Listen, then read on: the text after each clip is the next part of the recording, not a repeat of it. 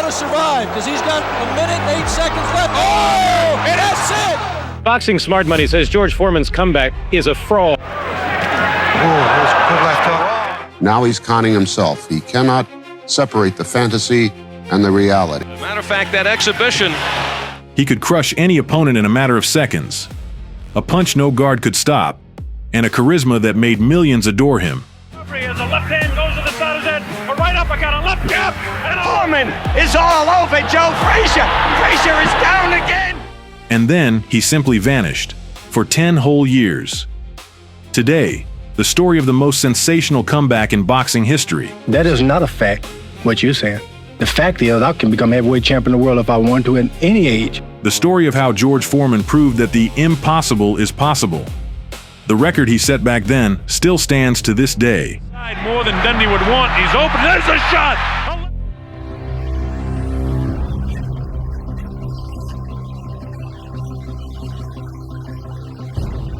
In 1977, after a loss to Jimmy Young, the 28-year-old George Foreman decided to walk away from professional boxing. For 10 whole years, he didn't clench his fists. He didn't step into a ring. He didn't train. He gave it all up and became a preacher at a church in Houston. Everyone around him thought Foreman had lost his mind, but the truth was far simpler. He no longer wanted to fight. I'd found me, really found myself, and I was ordained an evangelist at the Church of Lord Jesus Christ. In 1984, Foreman opened a youth center. Every dollar he had went into it, and to keep it running, he traveled the country asking for money, over and over. The begging wore him down. How could he support the kids and his own family without holding out his hand? George knew only one answer. There was just one thing he was truly good at: fighting. So in 1987, after a decade away, George Foreman decides to come back, and not just come back, to become heavyweight champion of the world. People just don't come back after 10 years and perform at the highest levels of their craft. On March 9th, 1987, against every prediction, George Foreman returns to the ring. This was no longer that hot-headed young George.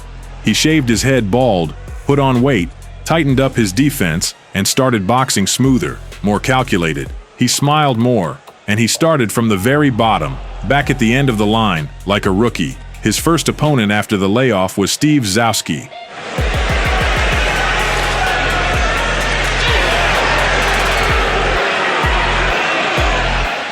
In a single year, Foreman scored 5 early wins. The next, in 1988, 9 more, including a victory over the well-known former champion Dwight Muhammad Qawi. Pretty good right hand. I'm not sure that didn't really hurt Qawi. I think Qawi wants to quit. That's it. The streak kept going. In 1989, Foreman handled the dangerous puncher Bert Cooper, who refused to continue after the second round. Felt his wrath through 2 rounds. And he is feeling that power. Worth noting on its own is the early win over the Great White Hope, Jerry Cooney, and several more lightning-fast triumphs. George. Oh, and look at the left. Come up and slice the left. And Jerry Cooney's in big trouble. He's ready to go. And there he goes. 2, 3. Now let's see if he's learned anything about how to survive, because he's got 1 minute and 8 seconds left. Oh, and that's it. And I don't think this fight's over. In all, after his return, George won 24 fights in a row, 22 of them by knockout. Inside more than Dundee would want. He's open. There's a shot. A left hook catches him, and down goes Rodriguez. His success and growing popularity opened big doors for the 42-year-old Foreman. He got the chance he'd been dreaming of, a fight with the undisputed world champion, Evander Holyfield. I'm just a big old baby boomer, and I'm gonna load a boom on that baby, Evander Holyfield. On April 19th, 1991, in Atlantic City, the long-awaited bout took place, experience against youth. Holyfield's record was flawless, 25 wins, 21 by knockout, not a single loss. But George's record was no less menacing, 69 wins, 65 of them by knockout, and only 2 losses. Few people bet on the 42-year-old Foreman. The only man who had ever managed to knock Foreman out was the legendary Muhammad Ali, and it was Ali who came to the ring to greet his old rival before the fight with Holyfield. Scheduled for 12.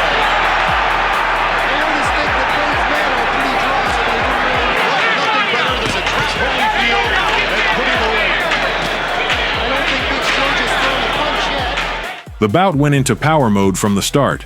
Holyfield worked in his usual style, on the move as a counter-puncher. Foreman came forward, shielding himself with a high double forearm guard against the champion's crushing attacks. Holyfield moving and jabbing. He wants to be a target, but an elusive target. Gets the ropes and put away. George reached her with a couple of stiff jabs there. Crowd got excited. Foreman comes back with a left right. Evander did everything he could to keep George from landing the left. The moment it got through, the right would follow, heavy as a jackhammer.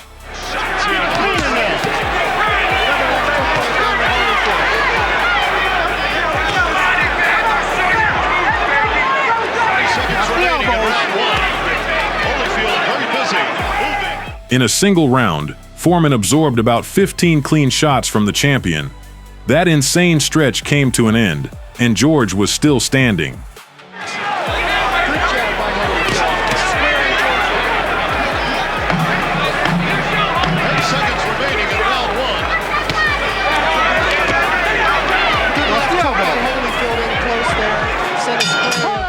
And that's when Holyfield understood he couldn't take this man down. He began tying up Foreman's arms in the clinch and working the lead hand hard whenever he broke off the distance.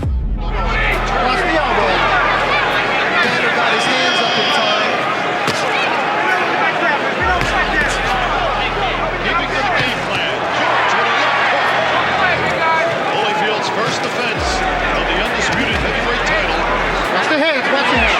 Countering with the right. Holyfield's countered very nicely with the right hand.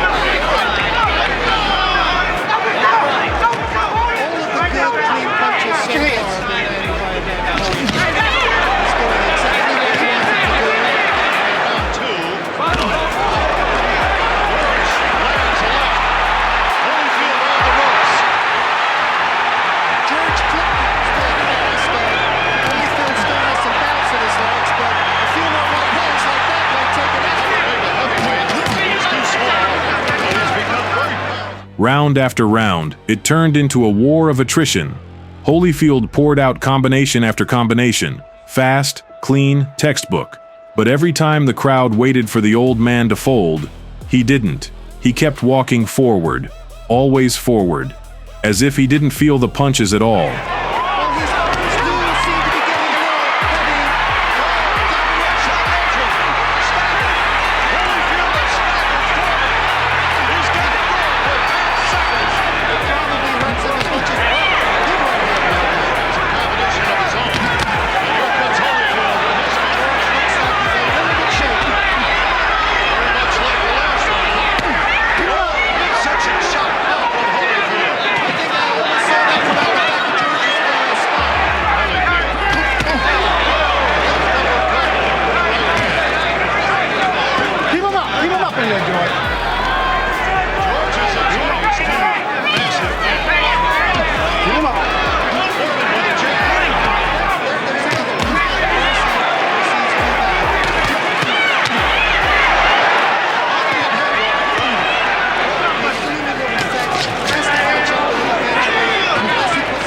And every so often, George reminded everyone why he was so feared. One heavy right through the guard, and the whole arena froze. In the 7th round, one of those bombs landed flush, and for a split second, the young champion's legs betrayed him. The crowd came to its feet. For that one instant, it felt like the impossible was about to happen.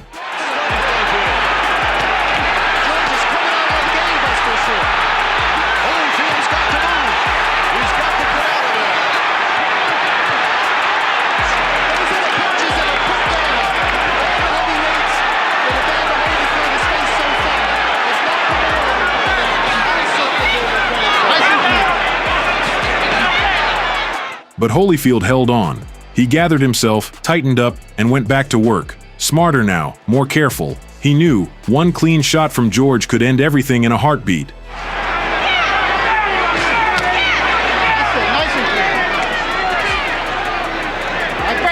Let him go. Step back. Step back.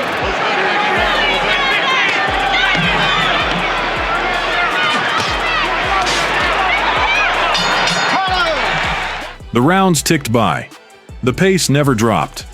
Two men, giving everything, refusing to take a single step back.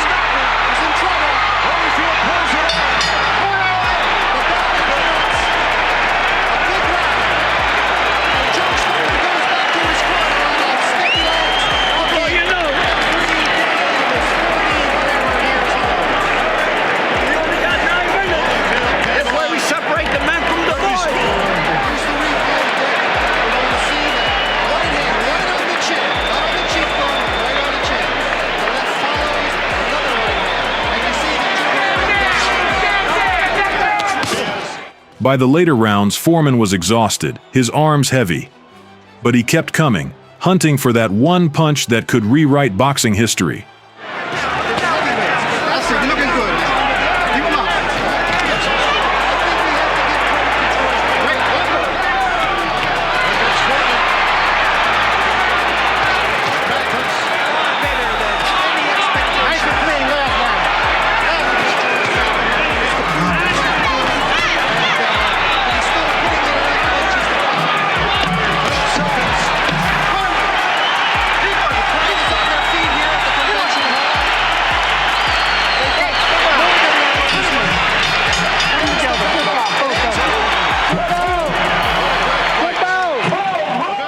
George didn't become world champion in that fight, but he proved to everyone that he could compete at the very highest level.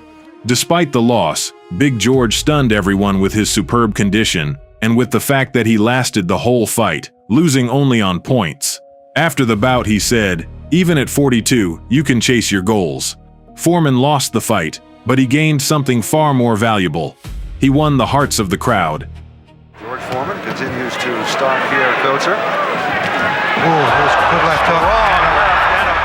After that, George won several more fights. Very heavy punishment.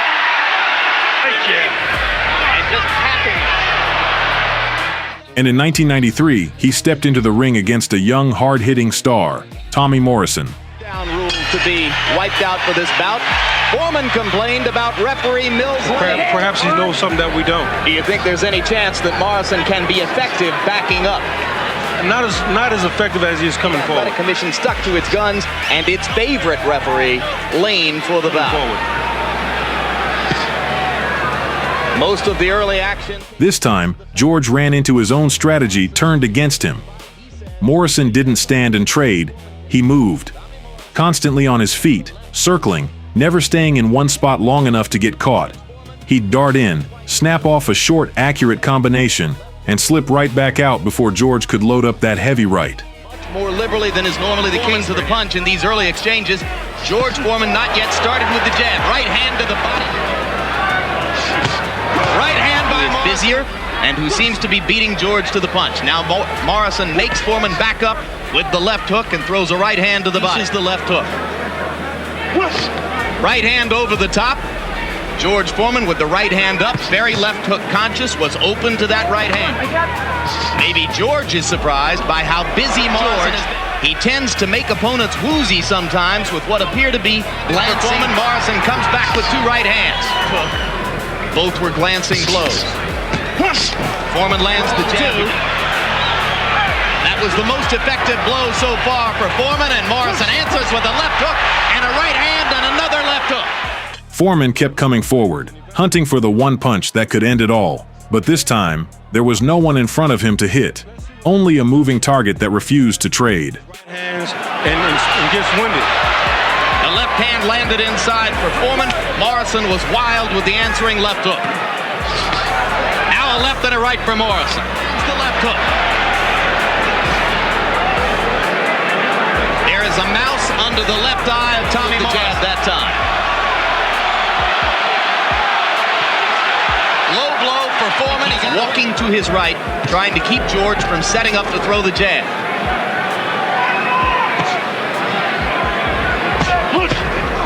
Left to the body by Morrison, right still landing consistently. And there's the right hand over the top. Morrison swinging wildly with over the head. Tommy lands a right and a left in return. A slugfest, Riddick. And George just keeps pressing forward. Yes, indeed.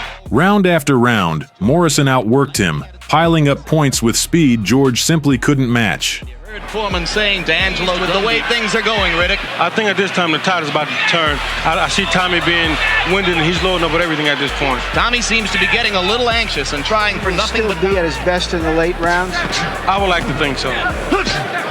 left hook lands for Morrison. Of course, the danger for Foreman is that for him to lose steam and fall off the precipice. That's been different than before. Yeah, Tommy needs to close his mouth because he'll get hit and break and get his jaw broken again. By the championship rounds, you could see it on George's face. Pure determination hardening into desperation. He knew he was behind. He knew he needed the knockout, and he started hunting for it. In the 10th, frustration boiled over. A low blow cost him a point on the scorecards, digging his hole even deeper. But Big George didn't stop pressing. Low blow again by Foreman, and this time Morrison's hurt. Mills Lane sends Foreman to his corner. Now will he take the point away? He's got to get him to go to a neutral corner. Now will Mills take the point on his combinations? Mills Lane once again stopping the action. George doesn't win the next 3 rounds. He loses his fight. You say that, Riddick. Had a job forever. Foreman lands. Rounds 11 and 12, he threw everything he had left, stalking Morrison across the ring, loading up that legendary right, waiting for the kid to stand still for just one fatal second. 4 years old. He's no rapid mover in there. Relentlessness is his game, and he has had that tonight. Oh, I think he's done about as well as you might have expected. It's just been very good Tommy Morrison up to this point. Here we go. It's November, Riddick.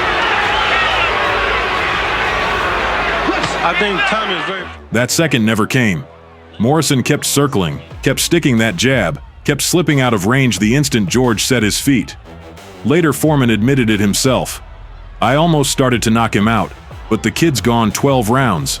Then I realized I lost the fight. By the numbers, George actually landed the cleaner punches, but Morrison threw nearly 600, keeping busy, keeping moving, never giving the judges a reason to look his way. As we suspect might be the case, then it's hard to imagine where George could go. After this man was first introduced as a hero to the American public in Mexico City in 1968. And now an anxious crowd rides through the evening. See, George continues to follow Tommy instead of cutting the ring off. A lot of people thought Alex Stewart would get the decision over Foreman here a little more than a year ago. It appears that Tommy Morrison has done his... The final bell brought a decision, and this time it went to the younger man. Morrison had cracked the code. Don't fight George's fight. But even in defeat, Big George showed he still belonged in there with the best of a new generation. Well, I hit him with a lot of good shots, and he was able to recover, and he would run occasionally. And I guess he did what he had to do. God bless him for it. If I was being hit that hard, I'd maybe run myself. After that defeat, Foreman took a pause. He appeared in a short-lived TV series and did a stint as a commentator on HBO. But just a year and a half later, he stepped back into the ring, this time against Michael Moorer for the heavyweight championship of the world.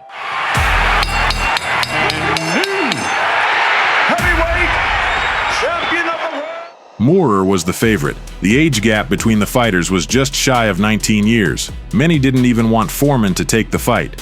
I worked with George at that time, and for months prior to the fight, I would say to him, George, how are you even going to find Moorer? Holyfield couldn't find him, and Holyfield's much more mobile and much more of a mover in the ring than you are.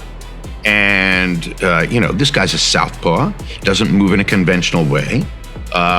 He's 26 years old. He's quicker than you are. I just don't understand exactly what is the plan. And George said to me, you watch. Late in the fight, at some point, he'll come and stand in front of me and allow me to knock him out. Maybe he thinks that's a target. That's one thing you can punch it. So it should be easy to see who's going to control who. The way I always have my guys fight. But again, it's not as quick as Moore's, and Moore can hook off that. Moorer started brilliantly, landing quick shots again and again, but Foreman had a goal of his own, to catch Moorer off guard. Well, he has a very high stool in his corner, so maybe he's going to compromise that way, but so far he stood up between rounds, and poor Angelo has to reach all the way up to try to get George's punching range, and George's punches are not bad at twice as high a rate. Foreman's able to stick the jab effectively. He hasn't landed one of those. George was in no hurry. He patiently blocked the shots and waited for the one moment he needed. Good right hand by Moorer. Moorer has scored a lot more with his jab and left and right hook, than George, putting some pressure on you. And as Larry mentioned, which is true, he's really... Round after round, Moorer led. Many around them had already come to believe it was hopeless, that there would be no miracle. But Foreman stuck to his plan. He didn't need to win rounds. He needed a single punch. Again, trying to move. A nice combination by George and an answer. I can count 10 times that he's taken steps backward.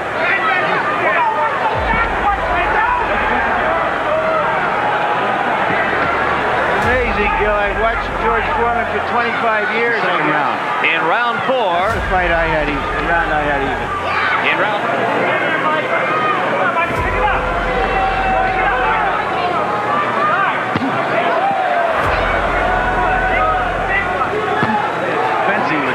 I think he thinks he's going to knock him out. I thought that he would fight cautiously. George has been landing some pretty good punches.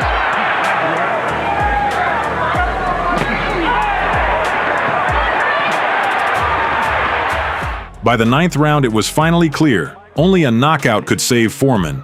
Because George reacts so slowly, you don't get much benefit from the feint, right? The middle, lancing blow there. Moorer still snapping George's head back from time to time with the jab. Cut by Moorer, blasted Foreman's chin backward.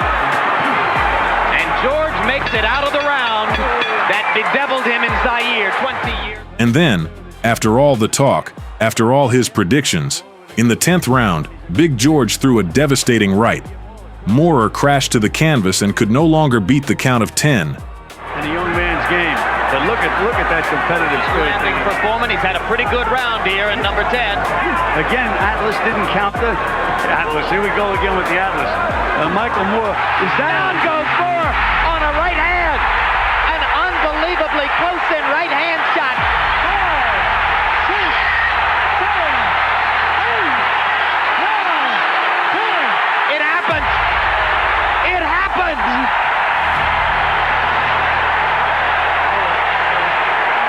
I can't believe it. I can't believe it.